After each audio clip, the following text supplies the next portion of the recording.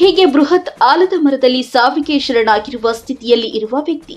ಇನ್ನೊಂದು ಕಡೆ ಗಂಡನನ್ನ ಕಳೆದುಕೊಂಡ ಮಹಿಳೆ. ಗಂಡನ ಸಾವಿಗೆ ಕಾರಣರಾದವರ ವಿರುದ್ಧ ಹಿಡಿ ಶಾಪ ಹಾಕಿ ಕಣ್ಣೀರಿಡುತ್ತಿರುವ ದೃಶ್ಯಗಳು ಕಂಡುಬಂದದ್ದು ದೊಡ್ಡಬಳ್ಳಾಪುರ ತಾಲೂಕಿನ ಸಾಧುಮಠ ಗ್ರಾಮದಲ್ಲಿ.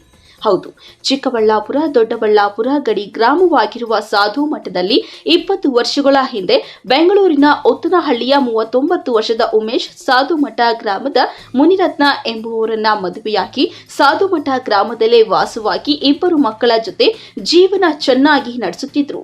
ಉಮೇಶ್ 3 ಟಿಪ್ಪರ್ ಲಾರಿಗಳ ಮಾಲೀಕನಾಗಿದ್ದ.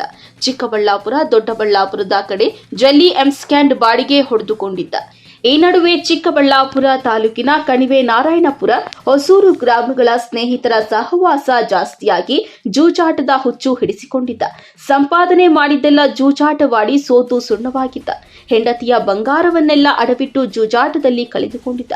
ಸಾಲದು ಅಂತ ಸ್ನೇಹಿತರು ಸಾಲಕ್ಕೆ ಸಾಲ, ಬಡ್ಡಿ, ಚಕ್ರಬಡ್ಡಿ ಅಂತ ಲಕ್ಷಾಂತರ ರೂಪಾಯಿ ಸಾಲ ಮಾಡಿಸಿಬಿಟ್ಟಿದ್ರು.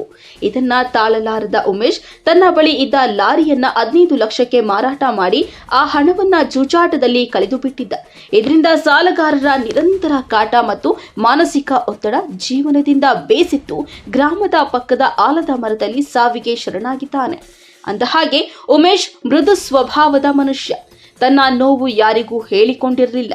ಆದರೆ ಉಮೇಶ್ ತನ್ನ ಮಗಳು 10ನೇ ತರಗತಿ ಪರೀಕ್ಷೆಯ ಸಂದರ್ಭದಲ್ಲಿ ಮಗಳನ್ನ ಶಾಲೆಯಿಂದ ಪಿಕಪ್ ಅಂಡ್ ಡ್ರಾಪ್ ಮಾಡುವಾಗ ತನ್ನ ನೋವನ್ನ ಮಗಳ ಮುಂದೆ ಹೇಳಿಕೊಂಡು ಕಣ್ಣೀರಿಟ್ಟಿದ್ದರಂತೆ.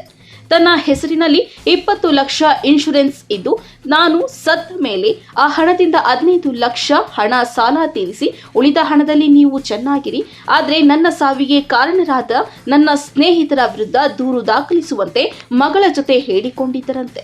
ಮಗಳು ಈ ವಿಚಾರ ಅಷ್ಟೊಂದು ಸೀರಿಯಸ್ ಆಗಿ ತೆಗೆದುಕೊಂಡಿರಲಿಲ್ಲ.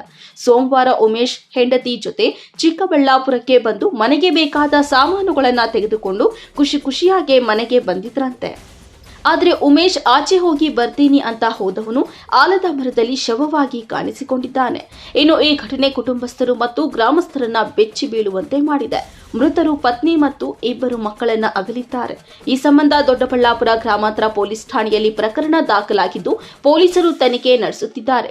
ಕ್ಯಾಮರಾ ಪರ್ಸನ್ ಪ್ರವೀಣ್ ಜೊತೆ ಕಳವಾರ ಅರುಣ್, MMTV ನ್ಯೂಸ್, ಚಿಕ್ಕಬಳ್ಳಾಪುರ.